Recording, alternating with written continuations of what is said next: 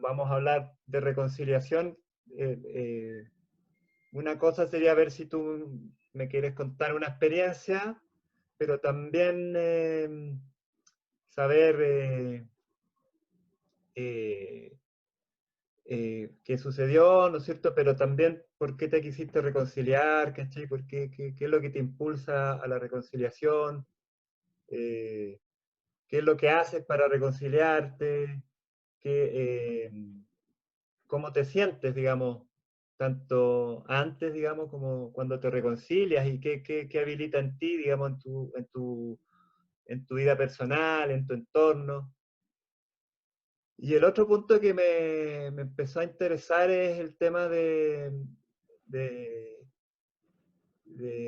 cómo ves tú el tema de la espiritualidad asociado al tema de la reconciliación, digamos, porque en algunos de nuestros materiales del mensaje de Silo se plantea eh, en el manual de los mensajeros, por ejemplo, la reconciliación como una experiencia espiritual profunda, ¿no? Entonces ese Ujú. punto es muy interesante porque ver qué te ha pasado a ti, qué opinas tú al respecto, ¿cachai?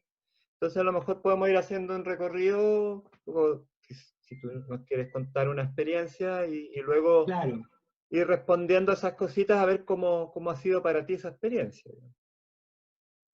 claro. Mira, yo el otro día, yo salgo a caminar acá, a un pasaje del condominio y camino, y, y cuando salí, empecé a caminar, se me, mm, se me desencadenó un tren de imágenes, una imaginación, empecé a imaginar que un vecino me empezaba como a reírse de mí y me empezaba como a enojarse conmigo porque yo estaba caminando y me empezaba a tirar cosas. Todo esto es imaginación, esto no es real. Pero yo Ya, estaba imaginando. Entonces yo observé ese tren de imágenes y por supuesto que la reconozco porque no es una cosa así que apareció por primera vez. La he visto con diferentes argumentos, pero más o menos, o sea, el mismo argumento, pero con diferentes imágenes. ya, Entonces yo dije, bueno, ¿y por qué cada vez que me expongo a una situación frente a la mirada de otros, porque supuestamente están los vecinos del otro edificio mirándome, me pasa algo de ese tipo?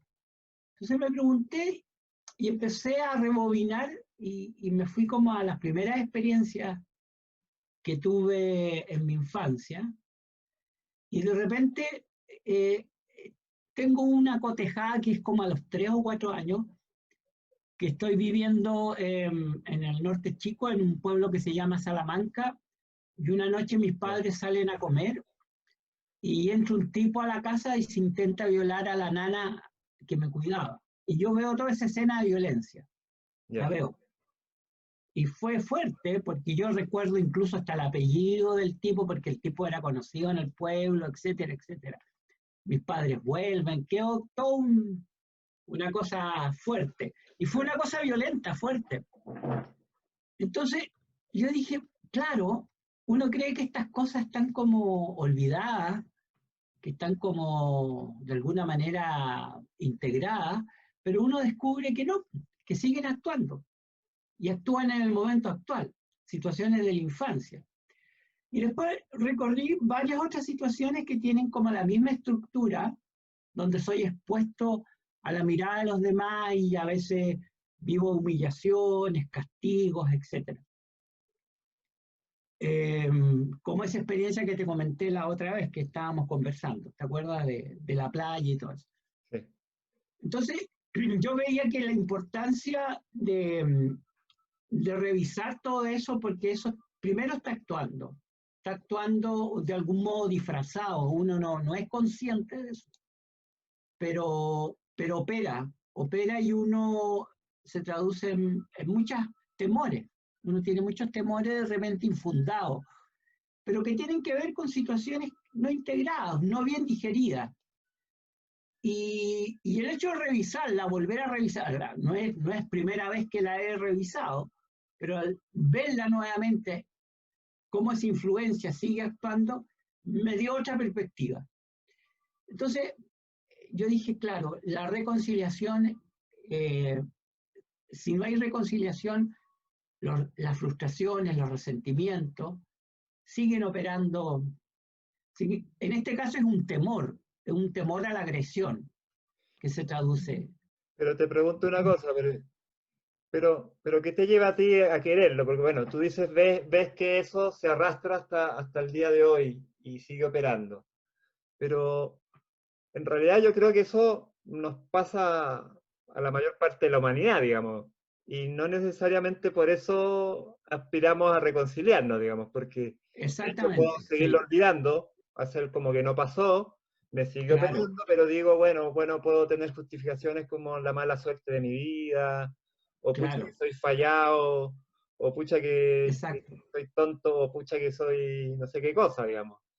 ¿Cachai? claro. Entonces, pero sin embargo tú dices, ¿qué te motiva a ti? Porque a no olvidar eso y a volver sobre eso.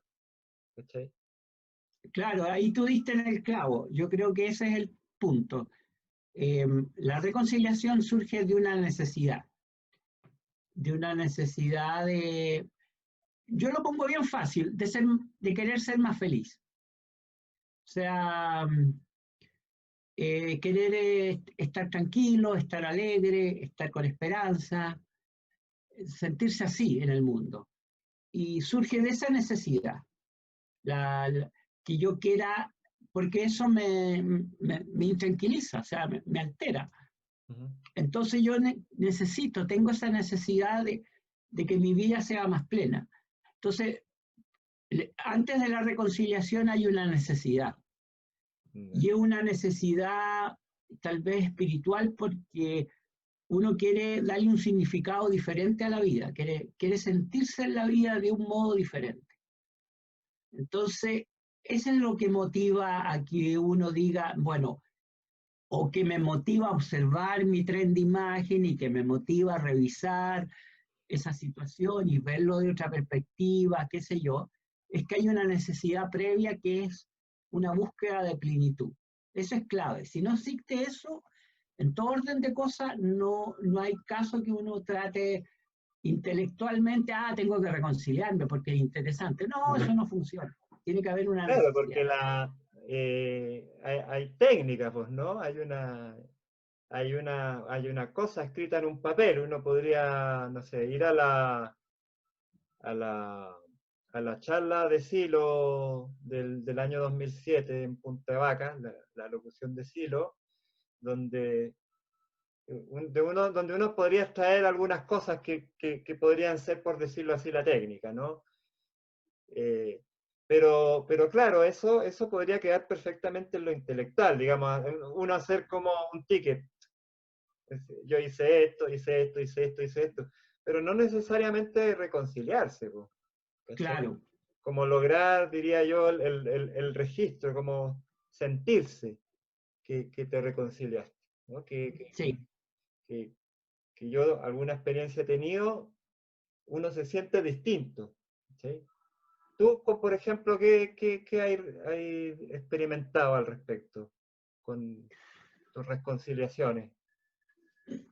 Yo una vez hace muchos años atrás tuve una dificultad con una persona donde me enojé mucho, me resentí mucho y me empecé a enojar y pasó el tiempo y yo tuve en un día una sensación de que me estaba envenenando, de que con todo este enojo acumulado y que no lograba como transferirlo o descargarlo o integrarlo, me estaba envenenando. Ese era hasta que un día yo experimento y como que me vuelo así y me siento podrido.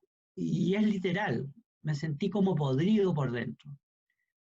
Y lo relacioné, esa sensación vegetativa de mi cuerpo, que no, obviamente no estaba así, pero era no sé si una alucinación, no sé cómo definirlo, pero eso me motivó a decir, no, aquí hay algo raro y tengo que hacer algo. con este tema, no puedo seguir envenenándome, porque todo giraba en torno a ese conflicto que había tenido frente a esta persona.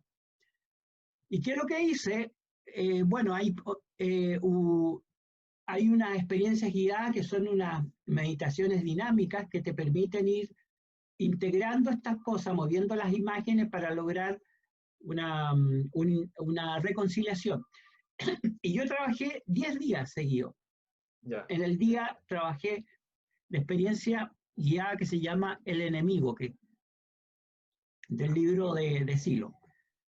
Entonces, lo trabajé sistemáticamente, pero había una fuerte necesidad de yo sacarme toda esa carga negativa que tenía y que me estaba enfermando. O sea, había llegado a un punto que mi cuerpo se estaba enfermando. Esa sensación de envenenamiento, digamos. Claro, de envenenamiento. Entonces había una fuerte necesidad, había un claro sensación vegetativa de que algo estaba mal con mi vida. Y tomé esa herramienta. Pero en otras oportunidades he utilizado esa misma herramienta y no ha tenido la misma necesidad y no opera. Es lo que tú decías. O sea, tiene que haber una necesidad muy grande de una búsqueda de felicidad o de plenitud que te lleve a que las herramientas funcionen, porque las técnicas en sí mismas, si no hay necesidad, no funcionan. Y después de esos 10 días que hiciste esa experiencia, ¿qué notaste? Se destrabó el tema, totalmente. Pasé a otra cosa.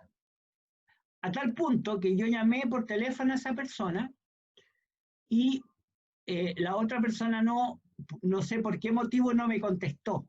Y fue muy apropiado que pasara eso porque después me contaron que si yo hubiera hablado, se hubiera vuelto a recargar todo el circuito negativo. Entonces fue como una especie de protección de los dioses, quien no produjo, y después, años después, yo ya me encontré con la persona y conversamos y todo, y estaba todo bien, digamos.